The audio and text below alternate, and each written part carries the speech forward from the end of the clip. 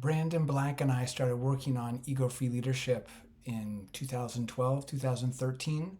He had just stepped down from being CEO of Encore Capital after 7 or 8 years. And it coincided with a change in my role at Learning as Leadership. And in the midst of that, it occurred to me, there's a story here. It's really, we went through so many setbacks and ups and downs and the Great Recession, that the work that he had done on himself and the work that we had done with his organization was really emblematic of a lot of the challenges I think that leaders and organizations face in wanting to elevate their culture, their teaming. And so I proposed to him, hey, I think there's a story here. And so he's in San Diego, I'm in the San Francisco Bay Area, and so he flew up for a 2-day session. And his question coming in is there a story here that's worth writing a book about? He was honest that way. And so we sat down and we whiteboarded basically everything that had happened, all the pivotal moments over the 7 years. And at the end, he was like, yeah, there's something here. So I remember that time very, very fondly, also because he introduced me to kombucha, which is now my drink of choice. So I have to give him credit for that as well.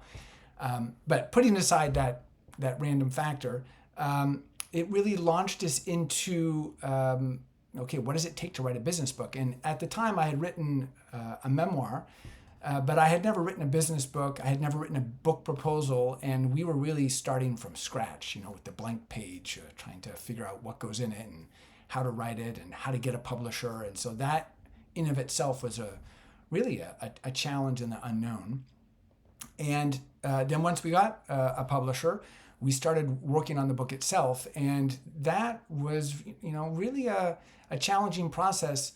And I really count Brandon as a true friend. We've just been in the trenches together.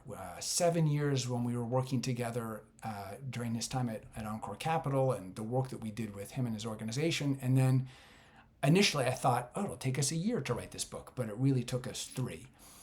From start to finish. And part of what would happen is he would write his portion. The book itself is our two voices melded together. So he tells his experience as a CEO in a narrative fashion, almost a memoir fashion, and then it's interspersed with sections where I'm writing about it as his coach and talking about it from the perspective of either the tool set that we teach or the types of issues that we generally run into when working with leaders or large organizations. And so he would write his section, and then I would edit that, and then I would try to work on my section that needed to fit into it. And I find writing narrative easier, and it was really a struggle to write expository text that was conversational and interesting.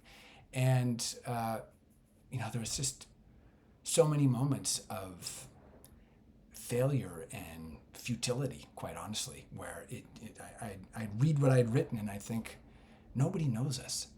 Nobody knows Brandon. We're a kept secret in the leadership development space. Nobody's going to read this unless the book carries you away. And so I felt like the bar was really, really high in terms of what we produced.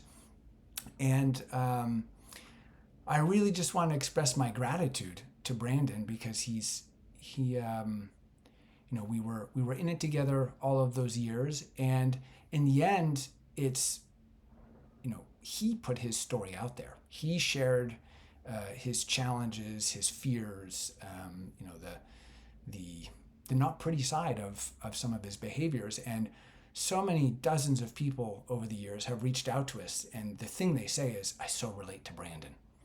I see myself in him, in his ego and his reactions and the challenges that he faces.